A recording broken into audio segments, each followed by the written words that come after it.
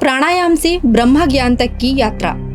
योग और आध्यात्मिक साधना की इस यात्रा में प्राणायाम एक ऐसा माध्यम है जो हमें शुद्ध चेतना की ओर ले जाता है और अंततः ब्रह्म ज्ञान की प्राप्ति कराता है।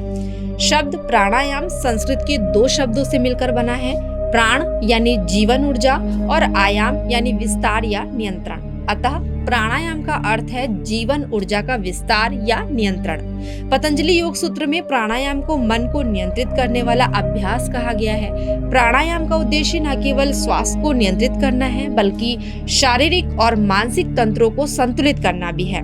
प्राणायाम के अनेक प्रकार हैं, जिनमें कुछ प्रमुख हैं जैसे कि अनुलोम विलोम यानी नाड़ी शोधन प्राणायाम, कपालभाति, भस्त्रिका, शीतली और शीतकारी, ब्राह्मरी और इन सभी प्रकारों का उद्देश्य हमारे नाड़ी तंत्र को शुद्ध करना और प्राण ऊर्जा को नियंत्रित कर मन और शरीर को सशक्त बनाना है।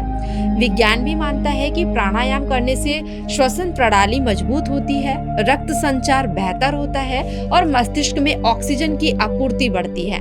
इससे मानसिक तनाव कम होता है, चित्त शांत होता है और ध्यान की स्थिति में आसानी होती है। शरीर में प्राण के प्रवाह से चेतना का स्तर बढ़ता है। यह जीवन ऊर्जा शरीर के 7 प्रमुख चक्रों में गतिशील रहती है और प्राणायाम इसे जागृत कर देता है।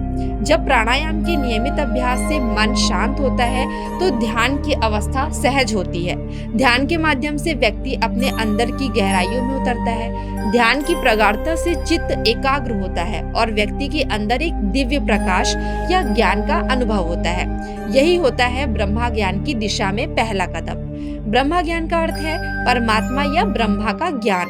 यह वह ज्ञान है जिसमें व्यक्ति अपने आप को शरीर, मन और व्यक्तित्व से अलग ब्रह्मा के रूप में जानता है। उपनिषदों में ब्रह्म ज्ञान को सबसे उच्चतम ज्ञान माना गया है। इसमें व्यक्ति को समझ आता है कि मैं ब्रह्मा हूँ, सारा जगत ब्रह्मा है और माया या भौतिक जगत केवल एक आभास है। शुद्धि प्राणायाम से शरीर और नाड़ी तंत्र की शुद्धि होती है। शांत मन चित्त में स्थिरता आती है, विचार कम होते हैं। ध्यान की गहराई, मन एकाग्र होना ध्यान की गहरी अवस्था में प्रवेश करता है। स्वरूप बोध, शक्ति अपने वास्तविक स्वरूप का अनुभव करता है।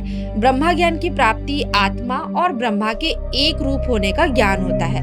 पतंजलि के योग सूत्र में कहा गया है कि योगा चित्त वृत्ति निरोधा, अर्थात योग चित्त की वृत्तियों का निरोध है जो प्राणायाम के माध्यम से संभव होता है। न्यूरोसाइंस और आधुनिक मेडिटेशन रिसर्च भी मानते हैं कि सांस की गति को नियंत्रित करने से मस्तिष्क के हिप्पोकैम्पस और प्रीफ्रंटल कॉर्टेक्स जैसे क्षेत्र भी सकारात्मक प्रभाव पड़ता है। इससे इमोशनल बैलेंस, क्रिएटिविटी और मानसिक शक्ति बढ़ती है। दोस्तों, प्राणायाम केवल सांस लेने छोड़ने की कला नहीं बल्कि यह जीवन ऊर्जा को जागृत कर चेतना को विस्तार देने की एक दिव्य साधना है। यह हमें अपने वास्तविक स्वरूप की ओर ले जाती है, ब्रह्म ज्ञान की ओर। इस यात्रा में शरीर, मन और आत्मा का संतुलन बनता है और अंततः हम उस अनंत सत्य का अनुभव करते हैं जो न केवल शास्त्रों में बल्कि हमारे भीतर भी मौजूद है।